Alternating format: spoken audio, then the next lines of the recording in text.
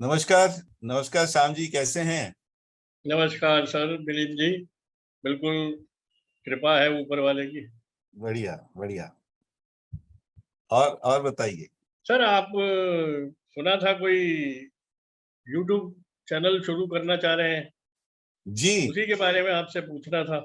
जी जी जी, बिल्कुल बिल्कुल। तो एक सोच रहा हूँ कि एक यूट्यूब चैनल शुरू किया जाए, और ऐसा चैनल जो अभी तक किसी ने किया नहीं है। तो मैंने कहा चलो, जो चीज किसी ने की नहीं है उसमें शुरुआत कर देते हैं हम। इसके लिए मैंने आपको फोन किया।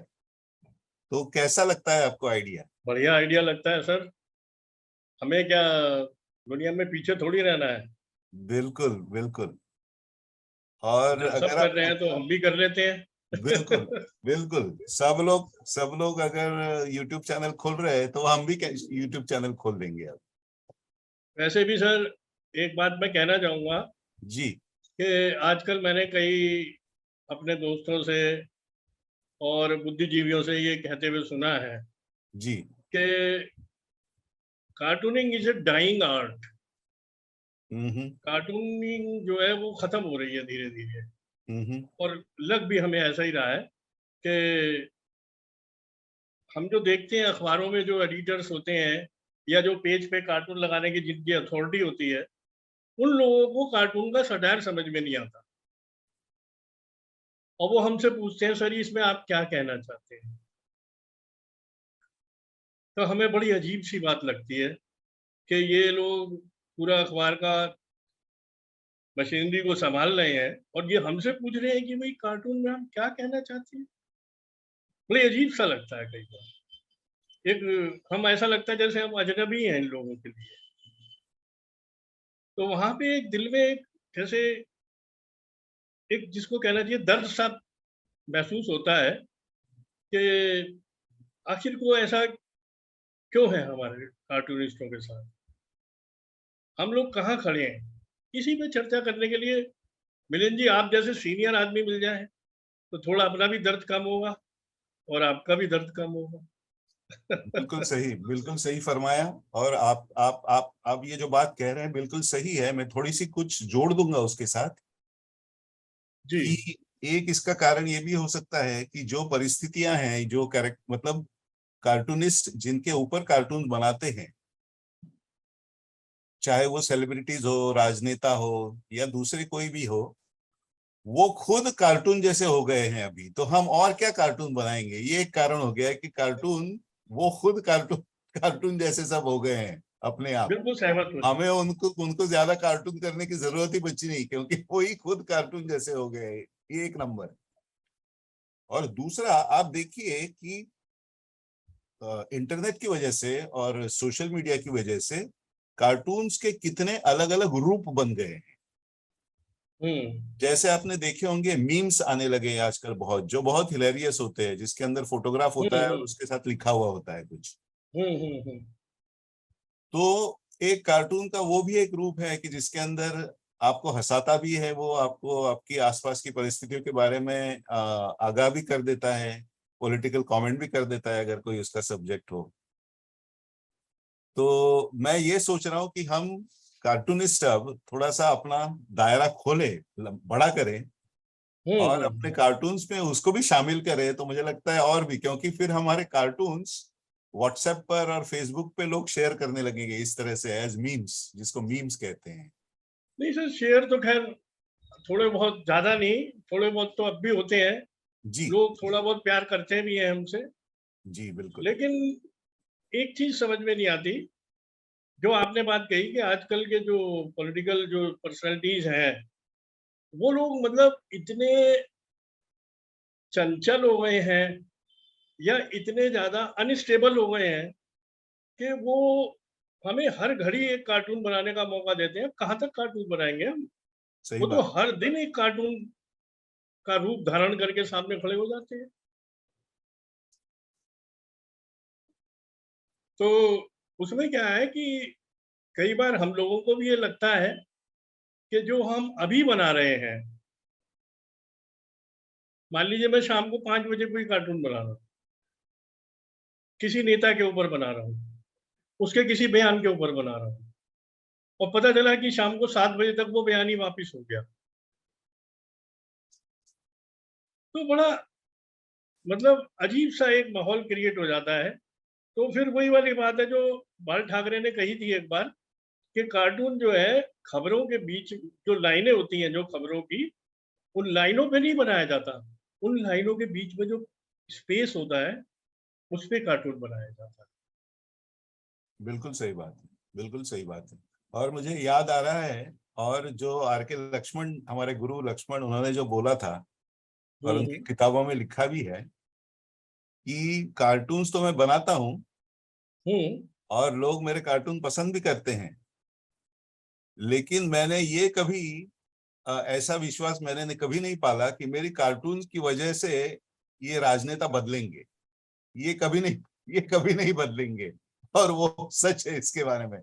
ये हमने कितना भी प्रयास किया कि हमारा व्यंग और हमारी कमेंट की वजह से ज्यादा तीखे प्रहार करके इन राजनेताओं को अपना मार्ग, अपने जो तौर तरीके हैं और अपना जो दिशा है, अपने करतूते हैं, वो अगर वो बदलेंगे तो वो कभी नहीं होगा। और ये केजरीवाल जो है वो उसका उदाहरण है। क्योंकि मुझे याद है बिल्कुल, अब कुछ वीडियो मेरे पास बने हैं। मैं 2014 में मैं इस आदमी के पीछे से बिल्कुल 2011 से हूँ, केजरीवाल के पीछे। और 2014 के इलेक्शन में मेरे बहुत सारे कार्टून्स वायरल होते थे फेसबुक के ऊपर। तो उसके जो है वीडियो मैंने अपने पास रखे हुए हैं, जो हमारे इस चैनल के ऊपर मैं बाद में जैसे जैसे लोग बढ़ते जाएंगे, हमारे सब्सक्राइबर्स और देखने वाले, तो हाँ, उनको दिखाते जाऊंगा। लेकिन मैंने सोचा कि इसकी शुरुआत करते हैं। आप सीनियर कार्टूनिस्ट हैं, तो आपकी कुछ कार्टून से शुरू कर दें। तो बताइए क्या चल क्या रहा है अभी दिल्ली में, इंडिया में हो क्या रहा है, थोड़ा सा आपके कार्टून्स के जरिए हमको बताइए। सर होने को तो वही हो रहा है जो 2014 से आज तक होता है। अच्छा। उसकी उसकी शक्लें बदल गई हैं। कभी वो कांग्रेस की शक्ल में आता है, कभी ममता बनर्जी की शक्ल में आता है, कभी उद्धव ठाकरे की शक्ल में आता है, कभी नीतीश कुमार की शक्ल में आता है, कभी केसीआर की शक्ल में आता है। और केजरीवाल तो खैर ऑल इन वन हमेशा तैयार ही रहते हैं।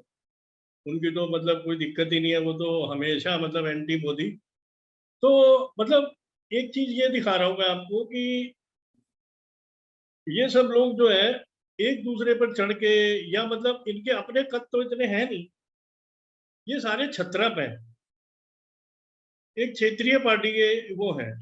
अच्छा, बिल्कुल। इनके दिमाग में ये वहम बैठ गया है कि चूंकि मोदी भी एक छत्रप था, स्टेट से ही आया था, वो भी गुजरात की स्टेट का चीफ मिनिस्टर था, वहीं पे काम करता था, तो क्यों नहीं हम भी आ सकते। लेकिन उनको ये नहीं आइडिया कि मोदी एक बीजेपी जैसी बड़ी ऑर्गेनाइजेशन का एक इंपॉर्टेंट मेंबर था। जो बीजेपी, जो कि इतनी पुरानी और इतनी रिनाउंड पार्टी है, उसका मेंबर होना एक अलग बात थी। अब आप उसको एक छत्रप नहीं मान सकते। अब ये सब जो है, जैसे ये आपके ये अखिलेश यादव है हमारे यूपी में, ये भी प्रधानमंत्री बनने की रेस में तो है, आगे हैं। इनको भी कोई दिक्कत नहीं है, क्योंकि ये सोचते हैं कि भाई जैसे मोदी आया गुजरात से और पूरे देश में छा गया, ऐसे हम यूपी में जाए। लेकिन बेसिकली अफसोस इस बात का होता है कि हमारा विपक्ष इतना मतलब बॉडम टाइप का, इतना बेवकूफ टाइप का क्यों हो गया है, जबकि विपक्ष की एक जरूरत होती है। कल को मोदी डिक्टेटर बन गया तो उससे हमें कौन बचाएगा? कोई बड़ी बात नहीं। कल को अगर मोदी पूरी तरह से काबिज है ही, पहली बात तो लोकसभा में और राज्यों में भी ज्यादातर उसकी सरकारें हैं, लेकिन अगर इससे भी आगे बढ़ा तो कल को मोदी एक तरह से डिक्टेटर हो जाएगा, उस समय ये लोग कहाँ होंगे? ये इसी तरह के नाच नौटंकी यही करते रहेंगे क्या? और कल 3 दिन से जो चल रहा है ये अपना केजरीवाल जी का, कि मेरे विधायक खरीद लिए, मेरे विधायक खरीद लिए, मेरे विधायक खरीद लिए। भाई जंगल में मोर नाचा किसने देखा? कहां से देखा? ये हमेशा इस तरह की बात उठाते हैं जिसके जिसके जिसके पीछे कोई सच्चाई नहीं होती या उसके पीछे कोई लॉजिक नहीं होता। अब दो चीजें ऐसी आज की तारीख में आई हैं। एक तो पेगासस पे सुप्रीम कोर्ट भी, हालांकि मैं समझता हूँ कोई बहुत ज्यादा हमें सपोर्ट नहीं कर रही है, उसने भी पेगासस, अब जबकि वो रिटायर होने वाले हैं, तब उन्होंने एक हल्की सी एक मतलब स्टेटमेंट उसमें डाली है कि भाई पेगासस के जो है वो कोई ऐसे लक्षण नहीं पाए गए हैं उतने मोबाइलों में। ये बात आप पहले भी कह सकते थे जब विपक्ष जो है एक पैर पे नाच रहा था, पेगासस पेगासस पेगासस। अच्छा, कार्टूनों के बारे में बात बताता हूँ मैं आपको। तो बड़े बड़े पेपरों के कार्टून, पेगासस पे ये बड़े बड़े कार्टून, ये नौटंकियां चल रही थी, जबकि था क्या वो? फेक। अब उसी तरह केजरीवाल जी आज एक नई नौटंकी लेके पैदा हुए में है कि भाई मेरे तो एक एक विधायक को 20-20 करोड़ रुपए दे के खरीदा जा रहा है। अरे 20 करोड़ दे के खरीदा जाएगा, 40 विधायक खरीदेंगे 800 करोड़ रुपए। मोदी 800 करोड़ रुपए किसी को फ्री में दे सकता है? और वो भी इन जैसे दो कौड़ी के विधायकों को, जो आज बिके कल फिर बिक जाए, कोई पता नहीं इनका। सही बात है। तो मतलब मेरे कहने का मतलब ये है कि कार्टून बनाते समय हमें कम से कम ये चीज से सोचनी होती है कि भले उसमें थोड़ी बहुत हंसी कम रहे, लेकिन उसमें एक सच्चाई हो, और वो कार्टून आज नहीं तो कल वो ये साबित हो कि ये सही था। मैं आपको बहुत सारे ऐसे पुराने कार्टून दिखा सकता हूँ मेरे, जो मैंने बनाए थे और पब्लिश भी हुए थे, और वो आज की डेट में सच हुए। बिल्कुल सही बात है। तो देखें कुछ आपके कुछ कार्टून्स देखें अभी। हाँ सर, दो ही हैं अभी तो। तो चलिए।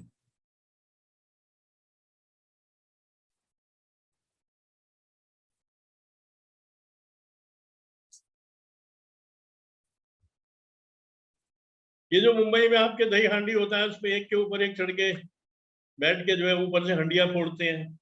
जी। बड़ी मेहनत का काम होता है साहब, लड़कों को देखता हूँ मैं। मैंने 2013 में पहली बार देखा था ये, बिल्कुल। नवी मुंबई में। तो मैंने भी कहा, मैंने कहा यार वाकई में बड़ी मेहनत का काम है और बड़ा रिस्की काम है, गिर जाए तो हाथ हड्डी वड्डी भी टूट जाती है। बिल्कुल। अब क्या है कि मैंने उसको इसी में दे दिया है कि ये जो है गठबंधन, जो एक राजनीति का एक जो नया हथियार आया है, गठबंधन की राजनीति, उसमें कौन ऊपर कौन नीचे, ये वजन के हिसाब से होना चाहिए। जी। अब आप देखिए कि जो दही हांडी होता है उसमें नीचे होते हैं तगड़े वाले, जिनके कंधे मजबूत होते हैं, उससे हल्के फिर उससे ऊपर होते हैं, उससे हल्के फिर ऊपर होते हैं, और जो सबसे ऊपर होता है वो बिल्कुल दुबला पतला होता है, कमजोर सा, बिल्कुल। ताकि वो उसको आसानी से बैलेंस कर सके। तो ये वही वर्कशॉप हो रही है कि वजन के हिसाब से कौन नीचे रहेगा कौन ऊपर रहेगा। बिल्कुल। गठबंधन का फॉर्मूला है ये। ये ऐसे ही मैंने, हाँ, ये मेरा कल का कार्टून है सर। इस अच्छा। पे हालांकि मेरी आज एक बहस भी चल रही है कि ये मेरा कार्टून छापा नहीं उन्होंने, हरी भूमि वालों ने। अच्छा। उन्होंने किसी और बदतमीज आदमी का कार्टून छाप दिया। अच्छा।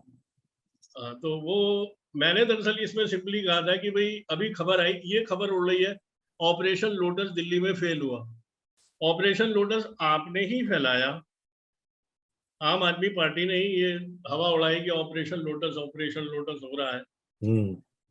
और अपने आप ही कह दिया कि वो तो फेल हो गया, हमारे विधायक बिके ही नहीं।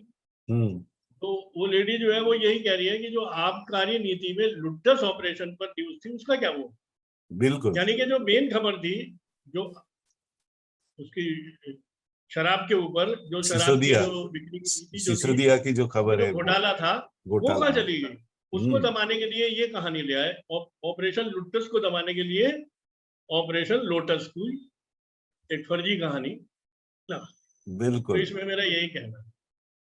बिल्कुल वही है। और ये नीति तो बिल्कुल पहले से चलती है और पूरे दुनिया में यही नीति चलती है कि एक चीज को दबाने के लिए दूसरे कोई ट्रक के टेल लाइट लगा देते हैं तो सब उसके पीछे चले जाते हैं। जी जी जी। डिस्ट्रैक्शन, हम्म। व्यवधान, व्यवधान कोई खड़ा करना दूसरा, हम्म। तो जाके आपकी जो आपका जो मुख्य बात जो चल रही है उसके ऊपर से ध्यान हट जाए लोगों का। तो बिल्कुल एकदम सही बात है। तो यही बात यहाँ पर भी हो रही है, अमेरिका में भी हो रही है यही बात, क्योंकि वही जी पॉलिटिशियंस हैं और यहाँ के पॉलिटिशियंस भी हम भारत के पॉलिटिशियंस से ही वे भी बर्बाद हो चुके हैं अभी। जी। भारत में अभी ये बात नहीं आ रही है कि अमेरिका की हालत क्या है। अमेरिका की हालत बहुत खस्ता है और यहाँ की सरकार जो है बिल्कुल उसमें कोई मतलब नहीं है। और पॉलिसीज कोई मतलब यहाँ ऐसे लग रहा है कि जैसे ये ऑटो पायलट पर ये देश चल रहा है। इसको कोई देखने वाला बाइडेन जो नहीं, है कुछ इसको कोई देखने वाला इफेक्टिव नहीं है, आदमी नहीं है। इसको कोई देखने वाला नहीं है। इस देश को ऐसी हालत हो गई है इसकी। अच्छा अच्छा। ये जो बाइडेन का गवर्नमेंट है पूरी तरह से नाकाम, बेकार और एकदम एकदम एकदम बेकार प्रशासन है। यहाँ सर मैं एक सवाल आपसे बीच में पूछना चाहूंगा। जी आप तो चूंकि अमेरिका में रहे हैं, जी जो पहले ट्रम्प का जो एडमिनिस्ट्रेशन था, जी। क्या वो इससे बेटर था? इससे हम्म। इस एडमिनिस्ट्रेशन से तो हजार गुना बेहतर था वो। तो उसमें कमी क्या थी जो लोगों ने उसे नकार दिया? उसमें कभी नहीं थी। प्रॉब्लम था, एक प्रॉब्लम ये था कि जिस तरह से चुनाव हुए हैं यहाँ पर 2020 के, उसके अंदर बहुत बड़े घपले हुए। ये पहली बात। दूसरी बात यह है उसके अंदर कि यहाँ पर जो अमेरिका का डीप स्टेट जिसको कहते हैं, वो ट्रम्प के पूरा ट्रम्प के खिलाफ हो गया है, ट्रम्प के अगेंस्ट हो गया है वो पूरा। वो नहीं चाहता है कि ट्रम्प प्रेसिडेंट बने या प्रेसिडेंट रहे। तो उसने जितनी चीजें की है वो अब आज सबसे बड़ी चीज उसमें से बाहर निकली है कि इलेक्शन होने से पहले 3 हफ्ते पहले एक खबर निकल चुकी थी कि ये प्रेसिडेंट बाइडेन जो है उसका बेटा, उसका नाम है हंटर बाइडेन, उसने 2019 में अपना उसका लैपटॉप खराब हो गया। तो वो लैपटॉप उसने रिपेयर के लिए एक आदमी के पास दे दिया जिसकी लैपटॉप रिपेयरिंग की शॉप है। तो उस आदमी ने वो लैपटॉप खोला, रिपेयर करने के लिए खोला, और उसके अंदर जो मटेरियल दिखा उसको देख के उसकी मतलब उसका दिमाग खराब हो गया। क्या था उसमें? उसके अंदर जो था मटेरियल वो देख के वो शॉक्ड हो गया। उसके अंदर नंगी औरतों की तस्वीरें, उसके अंदर हजारों ईमेल्स जिसके अंदर लिखे हुए हैं सब हजारों लाखों डॉलर के जो व्यवहार हो चुके हैं उसके बाहर के देशों के लोगों से, और इसकी पूरी जानकारी उसके अंदर भरी पड़ी है उस लैपटॉप के अंदर। तो इस आदमी ने जब देखा, उसने बोला ये तो बड़ा संगीन मामला है ये। तो उसने उस हार्ड ड्राइव, उसका कंप्यूटर का जो हार्ड ड्राइव था उसकी कॉपी बनाई, अच्छा। अपने पास रखी और इमीडिएटली एफबीआई को ये कर दिया, रिपोर्ट कर दिया कि ऐसा ऐसा ये लैपटॉप मेरे पास आया है। उस टाइम तो वाइस प्रेसिडेंट था ना ये बाइडेन। तो इसके बेटे का ऐसा लैपटॉप मेरे पास आया है और उसके अंदर ये सब मटेरियल मुझे दिख रहा है। तो एफबीआई वाले वो लैपटॉप लेके निकल गए वहां से। लेकिन इस आदमी ने एक होशियारी ये बात की थी, अच्छी बात की थी, उसने उसकी कॉपी बना के अपने पास रखी थी। हम्म। तो उस कॉपी को उसने एक न्यूयॉर्क पोस्ट करके, यहाँ पर एक अखबार है न्यूयॉर्क में, उसकी एक बहुत ही मतलब जानी पहचानी पत्रकार है, उसको उसने वो दे दी हार्ड ड्राइव। तो उसने रिपोर्ट छाप दिया कि ऐसा ऐसा हुआ है और ऐसे ऐसी चीजें इसमें से बाहर निकल रही है लैपटॉप के अंदर से। कि जो है राष्ट्रीय सुरक्षा के लिए खतरा है ये आदमी।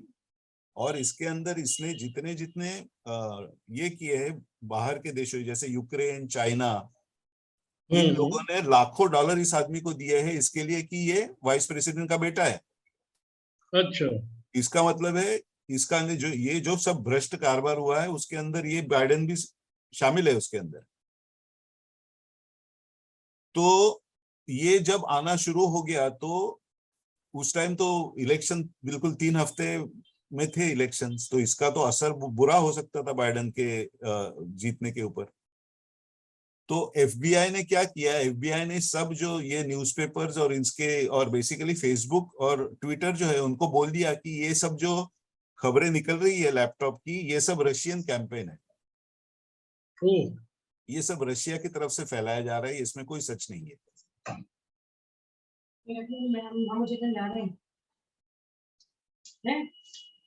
तो एफबीआई की तरफ से ऐसा कहना ये बहुत बड़ा संगीन मामला है, ये बहुत ही गंभीर मामला है ये। और ये मामला ये ऐसे इस तरह से हो क्योंकि उसके बाद हुआ क्या कि सब फेसबुक और इन सब लोगों ने इसके बारे में खबरें देना बंद कर दिया। और अगर पोस्ट करते थे हंटर बाइडेन लैपटॉप तो उस सब पोस्ट को डिलीट कर देते थे वो लोग, उसको शेयर करना बंद कर दिया उन्होंने। और उसके लिए वो कारण कुछ नहीं देते कि बोलते थे कि नहीं नहीं ये खबरें तो मतलब इसकी कोई पुष्टि नहीं कर सकता इस खबरों की। से आ रही है तो नहीं नहीं उस टाइम ये नहीं बताया उन्होंने। उस टाइम उन्होंने बताया कि इसकी कोई पुष्टि नहीं कर सकता है और ये सिर्फ बाइडेन को खराब इसमें दिखाने के लिए हो रहा है क्योंकि इलेक्शन है, तो इसकी खबरों की कोई पुष्टि नहीं है। लेकिन आज आज जाके फेसबुक का चीफ जो है जकरबर्ग, उसने खुद आज मान लिया कि एफबीआई ने आके उसको बोला है इस तरह से कि तो बोलो तुम। तो ये आज अब ये इतना बड़ा तो ये तो एटम बॉम्ब गिर गया है आज तो यहाँ पर पूरा। अब ये बेकार आदमी जो है ये एडमिनिस्ट्रेशन में आ गया। इसका मतलब ये है कि अगर ये खबर उस टाइम उन्होंने दबाई नहीं होती तो बाइडेन जीत के ही नहीं आता था। और दूसरा अब क्या कर रहे हैं ये लोग कि पिछले 2-3 साल से जब से एडमिनिस्ट्रेशन आया है, फॉक्स न्यूज करके यहाँ पर जो है चैनल, सिर्फ वो एक चैनल है जो चिल्ला रहा है, रात दिन चिल्ला रहा है कि भैया वो लैपटॉप में जो मटेरियल है उसका हुआ क्या, उसकी छानबीन कर रहा है कि नहीं कोई। तो इन्होंने क्या किया है और एक ये लगा दिया है, कमीशन लगा दिया है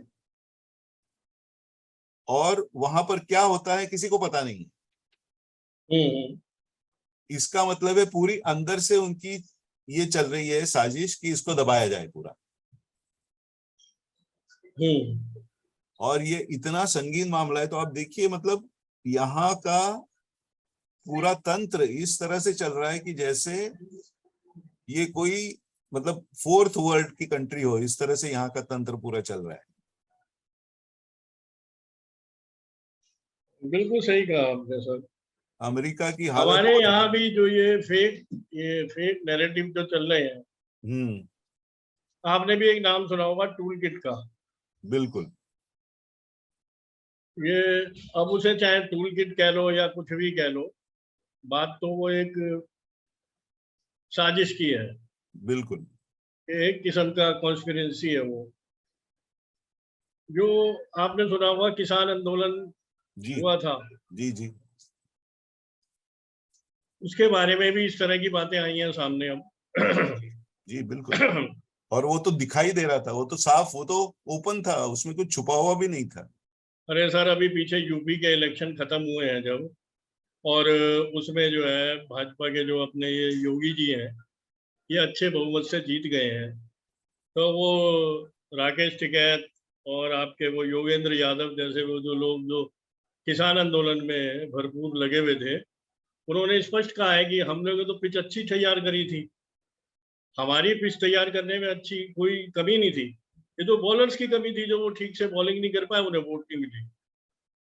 तो मतलब आप पिच तैयार कर रहे थे या किसान आंदोलन कर रहे थे? नहीं, वो तो खुला था, वो तो पूरा, ये टूल किट तो अब पूरा खुल गया। अब इंडिया में कुछ छुपी छुपी छुपी दबी छुपी चीज को कुछ नहीं रही अभी तो। अब ठीक है, मोदी जी ने भी वापस ले लिया वो बिल, जी। क्योंकि उनको ये लगता था कि भाई मैं सख्ती कर नहीं पाऊंगा, और सख्ती करूंगा तो बहुत से बेगुनाह मारे जाएंगे। नहीं, दूसरी ये बात है कि जो करना चाहते हैं उससे उल्टा ना हो जाए, क्योंकि अपोजिशन के हाथ इसलिए में उन्होंने कोई। भी अब क्या है, ये लोग जितना भी सोच लें, जितनी आगे सोच लें, मगर जहां इनकी सोच खत्म होती है, मोदी की सोच वहां से शुरू होती है। वो बात तो है, वो तो बिल्कुल है बात, वो तो सब सब और मानते भी है वो। ये देखिए कि कल ये आप जो आम आदमी पार्टी वालों ने इतना, मैं कहता हूँ इतना बड़ा बवंडर फैलाया पूरी, और न्यूज चैनल तो बिके हुए हैं सब इस पे। हाँ, भाई आप देखो ना कि ये जो लाखों करोड़ों रुपए ये न्यूज चैनल्स को तो बांटे जाते हैं, बिल्कुल। जो वो आपके और खुल्लम वहां पे, खुल्ला, नहीं, श्याम जी, ये खुल्लम न्यूयॉर्क खुल्ला टाइम्स चल में, रहा है, खुल्लम खुल्ला चल रहा है ये तो पूरा। न्यूयॉर्क टाइम्स में जो आपकी जो वो खबर छापी जाती है, खबर हाँ या विज्ञापन, हाँ आई हाँ, थिंक मैं तो पूरा उसे विज्ञापन ही समझूंगा, पूरा पूरा वो पैसे पैसे देकर छापा है वो। तो वो अपने आप ही कह चुका है कि वो आसान काम नहीं है। अब बिल्कुल, कौन चोर अपने मुंह से कहेगा कि मैंने चोरी करी। वही तो कह रहा हूँ, खुल्लम खुल्ला चल रहा है। मुझे लेकिन दिल्ली के मोदी जी ने ये वोटरों। अच्छा किया, ये एडमिनिस्ट्रेशन की तरफ से अच्छा हुआ है। इन सब पे सीबीआई लग चुकी है, ईडी लग चुकी है, और वो नहीं छोड़ेंगे इन्हें। आने बस, वाले कल में जो तस्वीरें आएंगी वो कुछ और ही आएंगी। बिल्कुल बिल्कुल। और ये तो होना ही चाहिए इनको सब। और वो जो मोदी जी ने जो कहा था कि भारत को सबसे बड़ा धोखा जो है ये परिवारवादी पार्टियों से है, ये सब परिवार, सभी परिवारवादी माफियाज हैं, वो कोई पॉलिटिकल पार्टी कोई है ही नहीं, सभी परिवार माफियाज हैं, सभी। सही। एक एक सर एक बात पार्टी है, बताऊं मैं आपको, पहले दो पार्टियां थी सिर्फ, एक बीजेपी केडर बेस्ड थी और दूसरी कम्युनिस्ट पार्टी जो केडर बेस्ड थी, हाँ, जो मतलब विचारधारा पे कार्यकर्ताओं। आधारित थी। हाँ हाँ, तो अब वो कम्युनिस्ट पार्टी तो कुछ बची नहीं, बीजेपी सिर्फ एक ही जो है केडर बेस्ड पार्टी है, बाकी सभी पार्टियां जो सो कॉल्ड पार्टियां जो है वो कोई पार्टी नहीं है, वो सब माफियाज है। हाँ, उन्हें बस सिर्फ वो चाहिए, सीट चाहिए, गद्दी चाहिए, सत्ता बस चाहिए। बस बस बस, सब माफिया है सभी, कोई उसमें पार्टी कोई नहीं है इसके अंदर। और खुला चलिए है। सर, फिर मिलते हैं बाद में, जी और बिल्कुल। फिर शेयर करेंगे कुछ एक कार्टून, जी बिल्कुल। और मैं देखता हूँ ठीक, कैसे आपके संग जुड़ा जाएगा और कैसे अच्छे से अच्छा उसका रिजल्ट आएगा। बिल्कुल, तो इसको मैं एडिट करता हूँ और फिर इसको देखते हैं हम, और मैं चाहता हूँ कि हमारा ये चैनल जिसका नाम हमने दिनमान रखा है, ज्यादा हम्म। से ज्यादा लोग इसको सब्सक्राइब करें, शेयर करें। और ये पहला ऐसा प्रयास है कि जिसमें कार्टून्स और करंट अफेयर्स, इसके बारे में कार्टूनिस्ट खुद अपने कार्टून दिखाएंगे। कार्टून जो बनता है, हाँ, कार्टून जब बनता है ना, तो उसके पीछे की जो दास्तान होती है वही हम बता रहे हैं। वो बताएंगे। जी जरूर, बिल्कुल। जी। तो तो चलिए मिलते हैं अपने अगले दिनमान के एपिसोड के अंदर। और यहाँ पर हम, नमस्कार। नमस्कार।